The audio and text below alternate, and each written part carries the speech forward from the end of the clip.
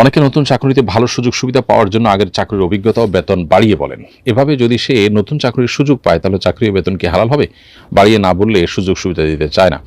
ইমানদার একটু সুযোগ সুবিধার জন্য মিথ্যা বলতে পারেন না। এজন্য আপনি আগের চাকরিতে এত টাকা পেয়েছেন, সেটা আপনি বাড়িয়ে বললেন, মিথ্যা কথা বললেন, এটা সুস্পষ্টভাবে আপনার জন্য গুনাহ হবে এবং এটি কোনো অবস্থাতেই জায়েজ হবে না।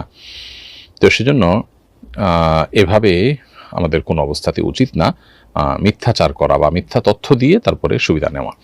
কোনো কারণে যদি এরকম কেউ করে ফেলেন, এরপরে যে চাকরি তিনি পেয়েছেন সে চাকরির যথাযথ কাজ করে তিনি পারিশ্রমিক যদি নেন তাহলে সেটা হালাল হয়ে যাবে। কিন্তু যে মিথ্যা কথা বলে কাজটা করেছেন বা সুবিধাটা নিয়েছেন, সেই মিথ্যা কথাটা থেকে তার তওবা করতে হবে এবং ফিরে আসতে হবে।